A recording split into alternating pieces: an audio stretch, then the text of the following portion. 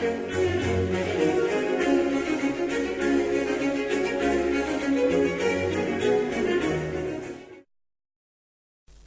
catalyst behind you being here today is that we were approached some 16 months ago by a development company.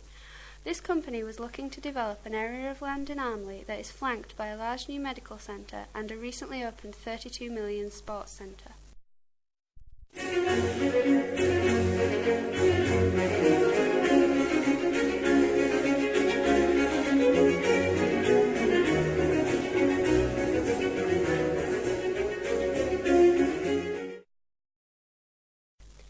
Our immediate neighbours operate a waste transfer station, which has more than its fair share of flies and vermin, besides producing some obnoxious odours. It is serviced by a fleet of skip lorries, which are a hazard in themselves.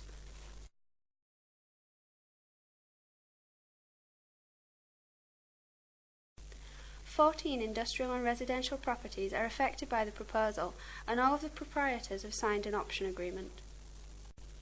This signing heralded a search for new premises to house our machine shop that is based in Armley.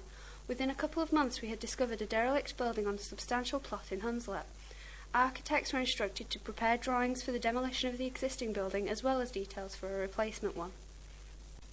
Less than a week before we exchanged contracts, we learnt that H. Pontifex & Sons was about to close. Due to the location being literally next door to our existing facility on Pepper Road, we immediately began dialogue with the owners. This proved to be quite an arduous task, and it wasn't until the beginning of November 2010 that contracts were exchanged. Sadly, the Pontifex building was not conducive to our operations and had been neglected for many years. The architects were given revised instructions which included the addition of a new bay that will house two 25-ton cranes and accommodate our larger machines. Once built, this site alone will have almost 50,000 square feet of covered production area, compared to the site in Armley, which has only 18,000. We are fortunate in that the developers are prepared to pay handsomely for the Armley site, and that will enable us to improve our machining capabilities enormously. As part of the acquisition of Pontifex, we also purchased their machine tools, and these will be deployed in our new machining facility.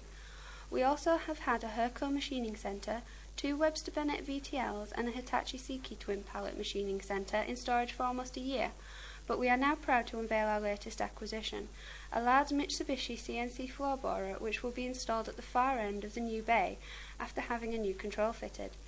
Its vital statistics are X-axis 8,000mm, Y-axis 4,500mm, Z-axis 700mm and W-axis 900mm. Installation will be complete by the end of November. As things stand, we will have 10 machines in operation at Pontifex that we are not currently using at Armley. Almost every machine at Armley can be unplugged and transported in one piece, and we will be moving and recommissioning them one at a time. We intend to relocate 2 machines per day over a 2-week period. There are 3 machines which, due to their size, will require dismantling. We will do this also on a one-at-a-time basis and take the opportunity to give each one a thorough service and overhaul. 2 of them will take 2 to 3 weeks each, whilst the third will be 3 to 4 weeks.